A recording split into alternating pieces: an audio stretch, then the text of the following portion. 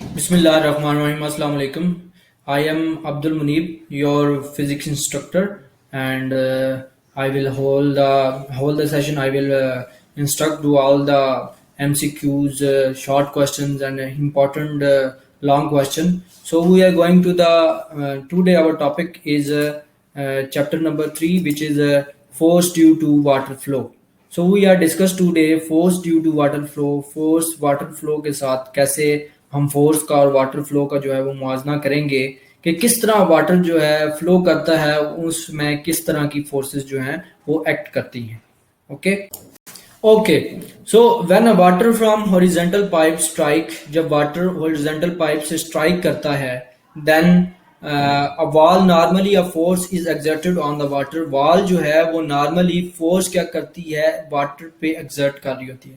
यानी कि जब किसी पाइप में से पानी गुजरता है तो जो फोर्स लग रही होती है वो जिस यानी कि जो वॉल ऑफ पाइप है उसके साथ फोर्स लग रही होती है, और उसको हम F=ma से ही एक्सप्लेन करते हैं। ठीक है, यानी कि कितनी फोर्स उस लिक्विड पे लग रही है जो हमने हॉरिजॉन्टल पाइप में रखा हुआ है, वो स्ट्राइक कर रहा है। Normally a force is exerting on the so suppose the water strike the wall. Suppose ये करते हैं कि वाटर जो है वो क्या करता है, स्ट्राइक करता है वॉल से नॉर्मली विद वेलोसिटी v के साथ जो है वो स्ट्राइक करता है, and come to rest on striking the wall. The change in velocity is then 0 to v is equal to -v। यानी कि हम सपोज करते हैं कि वाटर स्ट्राइक करता है वॉल के साथ normally with velocity v and come to rest on striking the wall. Rest पे चला जाता है वॉल पे स्ट्राइक करने के बाद। The change in velocity is 0 to -v। Velocity में जो चेंज आएगा वो 0 से -v आएगा, और वो हमारे पास होगा -v।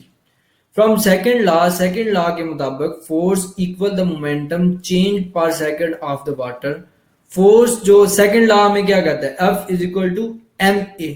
फोर्स इक्वल मोमेंटम लगाएगा change per second of the water. कितना एक सेकंड में वाटर ने फ्लो किया, उसका जो मोमेंटम है, जो चेंज इन मोमेंटम है, वो फोर्स के इक्वल होगा। हमने आपको अगर याद हो तो हमने नेक्स्ट पीछे चैप्टर में सॉरी इसी चैप्टर में सेकंड लास्ट जो आपका सेकंड लास्ट जो आपका जो टॉपिक था उसमें हमने ये कहा था कि the change in momentum is equal to force into time. यानी कि मोमेंटम में जो चेंज आ रहा था हमने ये प्रूव किया था, मोमेंटम में जो चेंज आया था वो फोर्स इनटू टाइम के साथ आया था। ठीक है, सो अगर मोमेंटम में चेंज फोर्स इनटू टाइम के साथ आ रहा है तो इस लाइन से हमें ये पता चलता है, सपोज हमने किया हुआ the water strike the wall normally. Water जो है वो वॉल से नॉर्मली स्ट्राइक करता है विद वेलोसिटी v से, and come to rest on striking the wall. और रेस्ट पे आ जाता है वॉल पे स्ट्राइक करने के बाद।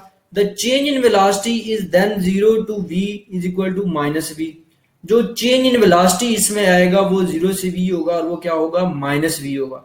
फ्रॉम सेकंड लॉ के मुताबिक the force equal the momentum. Force क्या करता है, मोमेंटम को इक्वल करता है। ठीक है, change per second of the water. From second law के मुताबिक force equal the momentum. Momentum के इक्वल है फोर्स चेंज इन मोमेंटम के।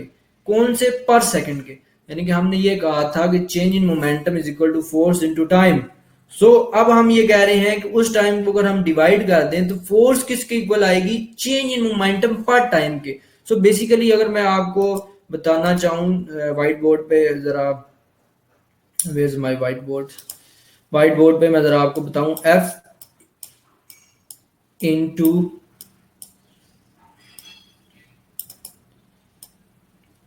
F into T is equal to P, जो इनिशियल मोमेंटम है, P F final momentum minus P I which is initial momentum. ठीक है, तो हम क्या कर रहे हैं, वो ये कह रहा है कि जो फोर्स हो जाएगी वो फोर्स जो जिसकी इक्वल आ जाएगी F is equal to P F minus P I divided by T. P F minus P I divided by T. तो बेसिकली ये वो इक्वेशन बन रही है जो हम इस लाइन में पढ़ रहे हैं। From second law the force equal the momentum change per second of the water. Okay, so if mass M of the water strike the wall, अगर कोई मैस एम वाटर का वॉल से स्ट्राइक करता है इन टाइम टी में, then force on the wall, जो force लगेगी F लगेगी उस फ्लूइड पे जो फ्लो कर रहा है, वो लगेगी F is equal to minus M divided by T multiply by B. इसका मतलब क्या है? इसका मतलब ये है कि mess per second minus mass per second into change in velocity. अब मैस पर सेकंड का मतलब क्या है? मैस पर सेकंड का मतलब ये है कि वॉल आपने लिया हुआ है, जो आपकी जो पाइप है वो है हॉरिजेंटली, यानी कि बिल्कुल इस तरह से स्ट्रेट है, बेंड भी हो सकता है ऊपर नीचे भी, लेकिन है हॉरिजेंटली। ठीक है, तो जो हॉरिजेंटल पाइप होगा उसमें जब वॉल उसके वॉल के साथ जब मैस, कौन सा मैस है? वाटर का मैस, जब स्ट्राइक कर रहा है तो कितने टाइम में वो स्ट्राइक करेगा और कितनी फोर्स लगेगी, बेसिकली ये यहाँ पे बताया जा रहा है। तो यहाँ पे ये नेगेटिव साइन कहाँ से आया? नेगेटिव साइन बेसिकली ये आया कि वाटर का पाइप में जब वाटर फ्लो करेगा तो उसका जो मैस है वो रेजिस्ट करेगा उसके वॉल के साथ स्ट्राइक करने में, जिसकी वजह से टाइम कंजप्शन होगी और उस रेजिस्टेंस की वजह से ये वेलोसिटी प्रोड्यूस होगी। सो बेसिकली हमने उस जो मोमेंटम था, momentum change in momentum divided by time, ये ऊपर हमने जो कहा है force equal to the change in momentum per second के मुताबिक जो चेंज इन मोमेंटम है वो F is equal to minus M divided by T multiply by B which is equal to minus mass per second into change in momentum, mass per second into change in momentum. So that is equal to first equation. So first equation आप जो है इसको ले सकते हैं। ये force हमने वो फाइंड की है जिसमें due to water flow, water एक हॉरिजॉन्टल पाइप में फ्लो कर रहा था, जिसकी वजह से हमें एक फोर्स मिली है और उसका फार्मूला हमने ड्राइव किया है और वो ये है।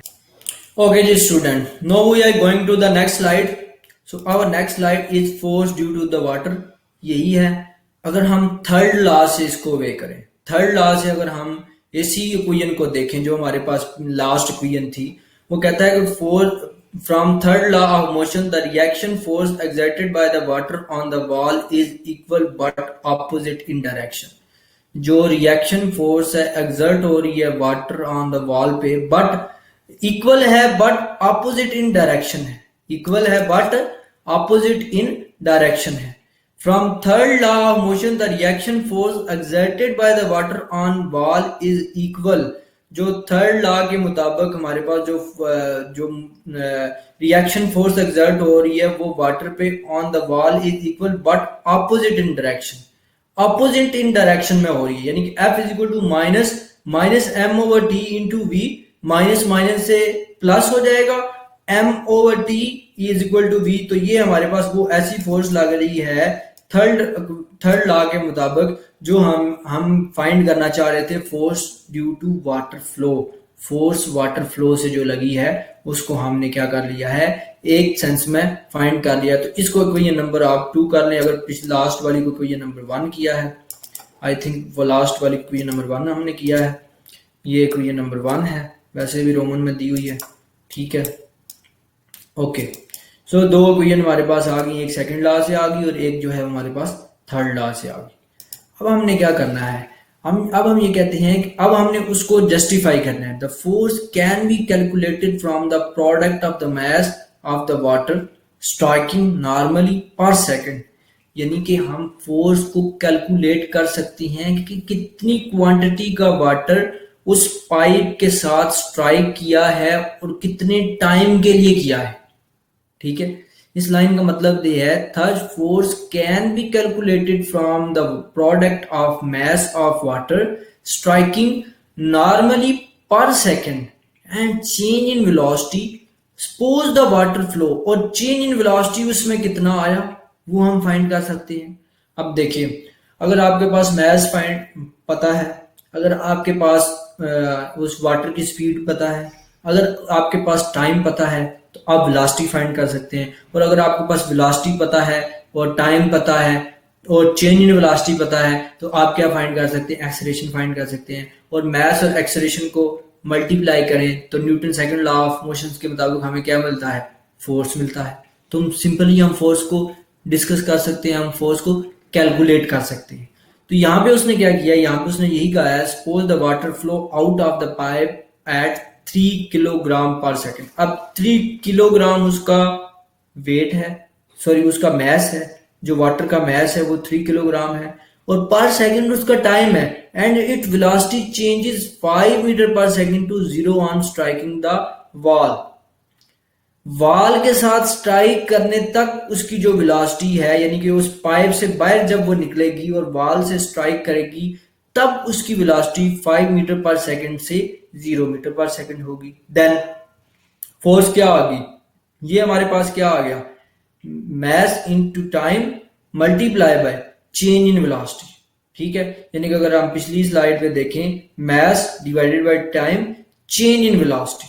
ठीक है, सो v जो है वो क्या हुआ, चेंज इन वेलोसिटी। तो ये हमारे पास आ गया 3 multiply by 5 which is equal to 15 kilogram metre per second square. तो kilogram metre per second square is known as newton, और फोर्स को ऑलवेज आप फोर्स का यूनिट न्यूटन है, तो इसलिए हम इसको न्यूटन में ही कोलैबोरेट करते हैं, हम इसको न्यूटन में ही जो है वो फाइंड आउट करते हैं। ठीक है, तो इसका यही जो है वो मेन जो है, इसकी जो कैलकुलेशन थी वेरी सिंपल थी, हमने जस्ट फार्मूला में उसको पुट किया है और हमें जो है वो क्या है, आंसर मिल गया है। ठीक है, तो जब भी याद रखना है, जब भी किसी पाइप में वाटर फ्लो करेगा तो हमने उस लिक्विड का मैस चेक करना है। ठीक है, हम मैस चेक कर सकते हैं, एक तो इसमें बात लिखी हुई है, एक मैं ऐड अप करता चलूंगा आपके कॉन्सेप्ट को क्लियर करने के लिए, कि वाटर का मैस उसके एरिया से भी हम चेक कर सकते हैं। ठीक है, अगर एरिया ज्यादा होगा तो हमारी क्वांटिटी स्पीड ज्यादा होगी, सॉरी स्पीड कम होगी और मैस ज्यादा उसमें एंटर हो सकेगा। यानी कि एक देखे ना, अगर एक छोटा पाइप है, इतना पाइप है, उसमें से अगर पानी पीछे से इतना है, तो ऐसे कंप्रेस होके दाखिल होगा, तो कंप्रेस होके जब वो दाखिल होगा तो उसकी स्पीड ज्यादा होगी और उसका मैस जो है वो उतना ही होगा जितना पहले था। यानी कि कंप्रेस तो हुआ है लेकिन मैस में चेंज नहीं आया, उसकी स्पीड ज्यादा होगी। अगर मैं एरिया को ज्यादा कर देता हूं, और ये आपका फ्लो है, यानी कि फ्लो रेट कह लें, आप यूं कह लें कि ये आपके पास जो है वो वाटर है जो फ्लो कर रहा है, तो वो वाटर उतने एरिया में से फ्लो करेगा। ठीक है, वाटर उतने एरिया में से फ्लो करेगा और वो एरिया जो है वो कोलैबोरेट करेगा। ठीक है, और यहाँ पे उसकी स्पीड ज्यादा नहीं होगी, बल्कि अगर यूं समझे कि ये वाटर का साइज है, यानी कि जिस साइज से वाटर फ्लो कर रहा है, और ये आगे पाइप है, पाइप का एरिया अगर ज्यादा है और वाटर का वाइवा कम है, यानी कि जिससे वो फ्लो कर रहा है, तो जब वो पाइप के अंदर इंटर होगा तो उसकी वेलोसिटी जो है उससे कम हो जाएगी। तो समटाइम हम एरिया से भी वेलोसिटी का पता लगा देते हैं, और वेलोसिटी का अगर पता चल जाए तो टाइम हम कैलकुलेट करके उसकी फोर्स भी फाइंड कर लेते हैं। ठीक है, so student, I hope you will understand. Now we are going to our next slide. Next slide is example number 3.6. हमारे पास example number 3.6 है। House pipe eject water at a speed of 0.3 metre per second. एक house pipe है, किसी घर के बाहर pipe लगा हुआ है जो कि वाटर जो है वो इजेक्ट करता है speed of 0.3 metre per second. 0.3 metre per second की स्पीड से वो वाटर क्या करता है, इजेक्ट करता है through a hole of area 50 centimetre square, through a hole of area 50 centimetre square. If the water strike a wall normally, अगर water जो है वो स्ट्राइक करता है वॉल से normally, calculate the force on the wall assuming the velocity of the water normal to the wall is 0 after striking। अब एक चीज उसने बता दी है, अब जरा मैं आपको इसका आइडिया दे दूं कि हो क्या रहा है। बेसिकली हो ये रहा है, मुझे एक और वाइट पे बोर्ड ऐड करना पड़ेगा। बेसिकली हो ये रहा है, रेड ले लेते हैं। अगर ये पाइप है, ठीक है, आई विल ट्राई कि हमारे पास पाइप बन जाए, ठीक है। अगर ये पाइप है,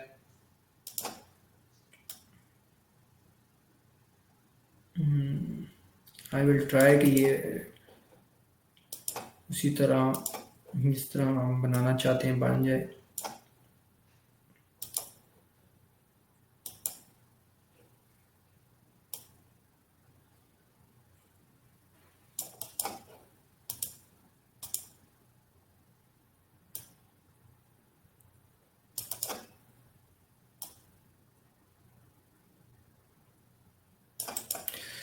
अगर ये पाइप है, इसको मैं कहता हूं पाइप, PIPE, ठीक है, ठीक है। और ये वाल है, ठीक है। वाल का बेसिकली कलर दूसरा लेना था, चलें अरेज कर देते हैं।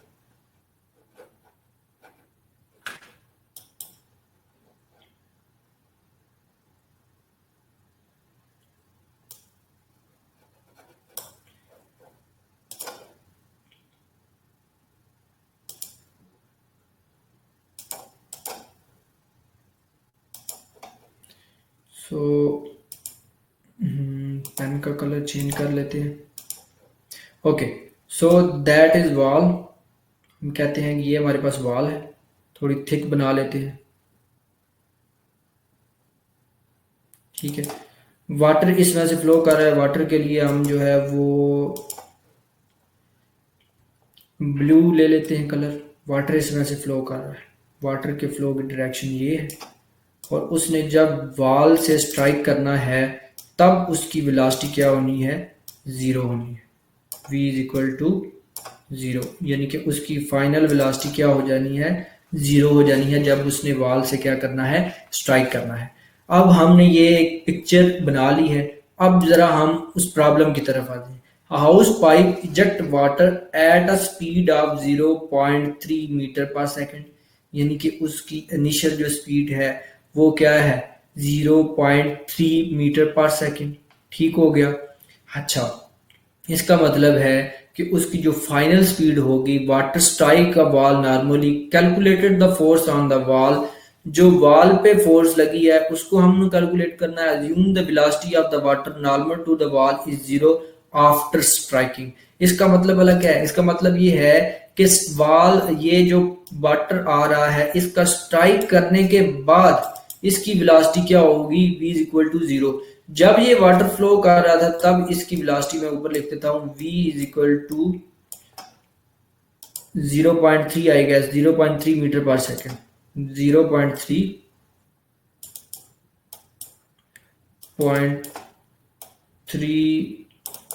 Metre per second, 0.3 metre per second, ठीक है। ये वेलोसिटी है हमारे पास वॉल की, सॉरी ये वेलोसिटी है हमारे पास उस फ्लूइड की जो इस पाइप में फ्लो कर रहा था। और जब इसने इजेक्ट किया तो उस वक्त ये वेलोसिटी थी, लेकिन जब उसने स्ट्राइक किया है तो उसकी फाइनल वेलोसिटी हो गई है जीरो, ठीक है। और हमने क्या फाइंड करना है, हमने फाइंड करना है कि इस वॉल पे, हमने ये फाइंड करना है, हमने ये फाइंड करना है कि इस वॉल पे कितनी, इस वाल पे जो फोर्स लगी है वो कितनी लगी है, एफ कितनी लगी है इस वाल पे जो वाटर फ्लो की वजह से जो फोर्स लगी है वो कितनी लगी है, वो हमने क्या करनी है, फाइंड करनी है। तो आए जरा इस स्लाइड की तरफ आए। इसमें ये बताता है कि वॉल्यूम ऑफ द वाटर पर second striking the wall. Volume क्या होता है, वॉल्यूम होता है एरिया का cube, length into weight into height, ठीक है। अब वो ये कह रहा है कि हमारे पास 50 सेंटीमीटर स्क्वायर का एरिया है। इसका मतलब है कि 50 सेंटीमीटर का मतलब ये है कि हमने उसको मीटर स्क्वायर में लेके जाना है, और एरिया हमेशा मीटर स्क्वायर में होता है। तो ये इसका मतलब है कि 0.005 मीटर स्क्वायर, ये यहाँ पे कन्वर्जेशन की है, 50 सेंटीमीटर को कन्वर्ट किया है 0.005 मीटर में, ठीक है। तो ये मीटर स्क्वायर इसका एरिया आ गया। एरिया इनटू वेलोसिटी, ये आपके पास क्या देगा, आपको देगा वॉल्यूम, देगा वॉल्यूम ऑफ वाटर पर सेकंड स्ट्राइकिंग। ठीक है, सो वॉल्यूम ऑफ वाटर पर स्ट्राइकिंग, पर सेकंड स्ट्राइकिंग। ठीक है, अब हमने क्या करना है, मास फाइंड करना है। बेसिकली अगर आपने वॉल्यूम फाइंड करना हो तो अगर आपने डेंसिटी फाइंड करनी हो तो मास पर यूनिट वॉल्यूम होता है। अगर डेंसिटी फाइंड करनी हो तो मास पर यूनिट वॉल्यूम होता है। अब यहाँ पे मास फाइंड करना है तो डेंसिटी जो है वो वॉल्यूम के साथ मल्टीप्लाई हो जाएगी और मास उसी तरह रहेगा। सो मास हमारे पास कितना है, मास हमारे पास 0.0015 मीटर स्क्वायर। ठीक है, ये जो हमारे पास आया था ये बेसिकली मास है, हमने मास फाइंड किया है जो वॉल पे स्ट्राइक कर रहा है पर सेकंड, किस सेकंड के हिसाब से हमने जो जो कैलकुलेट किया था, multiply by 1000, density 1000 kilogram metre per second. अब ये जो डेंसिटी आई है 1000 किलोग्राम मीटर पर सेकंड, ये डेंसिटी कहाँ से आई है, ये बेसिकली डेंसिटी आई है कि उस वाटर की डेंसिटी क्या है, वाटर का जो वाइवा हमने लिया है उससे हमने डेंसिटी जो है वो ऑलरेडी हमने फाइंड की है कि इसकी डेंसिटी जो है वो 1000। अगर आप एक वाटर की डेंसिटी की बात करेंगे तो वाटर की डेंसिटी, कुछ चीजों की डेंसिटी जो है वो फिक्स होती है। तो वाटर की डेंसिटी जो है वो 1000 किलोग्राम मीटर पर क्यूब। ठीक है, डेंसिटी को क्यूब में लेते हैं तो मीटर पर क्यूब ये हमारे पास जो है वो वाटर की फिक्स डेंसिटी है जो हमने ऑलरेडी पढ़ी है। ठीक है, सो हमने क्या किया है कि हमने डेंसिटी को इससे डेंसिटी को वॉल्यूम से मल्टीप्लाई करवा दिया है तो 1.5 किलोग्राम हमारे पास जो है वो क्या आ गई है, 1.5 किलोग्राम हमारे पास क्या आ गया है, उसका मास आ गया। तो जब आपके पास मास आ गया है तो हमने क्या करना है, वेलोसिटी चेंज क्या होगा, चेंज ये होगा 0 माइनस 3.0। हमारे पास इनिशियल वेलोसिटी क्या थी, initial velocity 0.3 metre per second, final velocity क्या आ गई 0 माइनस 0.3 मीटर पर सेकंड। तो ये हमारे पास आंसर क्या आ जाएगा 0.3 मीटर पर सेकंड। अब हमारे पास फोर्स आ गई है, फोर्स आती है change in momentum per second, या आप सीधा सीधा लिख लेंगे change in momentum per second. अब मास क्या है हमारे पास 1.5, v क्या है 0.3 मीटर पर सेकंड। तो हमारे पास जो आंसर आएगा वो क्या आएगा 0.45 किलोग्राम मीटर पर सेकंड। और ये हमारे पास अगर इसको मैं कन्वर्ट करूं किलोग्राम मीटर पर सेकंड को, ये हमारे पास न्यूटन में आ जाएगा। तो ये फोर्स हमने जो कैलकुलेट की है ये किस में की है, न्यूटन में की है। तो बेसिकली इस एग्जाम्पल को कराने का मकसद ये था कि हमें अंडरस्टैंडिंग हो जाए कि हमने आज के लेक्चर में क्या पढ़ा है। So how to understand these examples? We have to conflict that. We have to discuss these example with previous equation and we put the, ये हम जो बात कर रहे हैं ये डेली लाइफ की रूटीन में ऐसी बात होती है। ठीक है, सो डेली लाइफ में हम जो है वो ये बात करते हैं। Alright, so we are going to example, एक और एग्जाम्पल हम ले लेते हैं। Force due to water flow when water from a horizontal pipe strike a wall. Normally, a force is exerted on the wall. Suppose the water strike the wall. Normally, the velocity become to at rest. ये पहले वाली जो question number 1 जो मैंने right की थी उससे example ली गई है। तो सेकंड लॉ के मुताबिक इक्वल चेंज इन मोमेंटम आएगा और it mass m of water strike the wall in time t, then force F on the water is force due to water flow equation 1 और force third law of motion, उससे हमने जो equation drive की थी वो equation number 2 थी। ठीक है, तो ये एक हम यूं समझ लें कि इसको हमने एज अ समरी के तौर पर हमने इसको समराइज कर लिया है।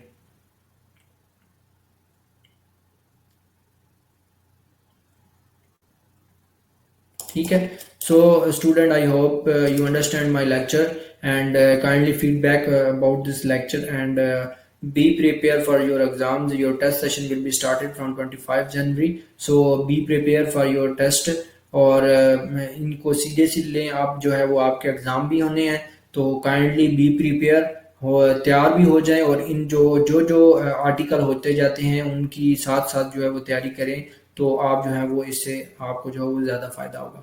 तो कल इंशाल्लाह नए लेक्चर के साथ हाजिर होंगे, तब तक के लिए मुझे दीजिए इजाज़त। अल्लाह हाफिज़।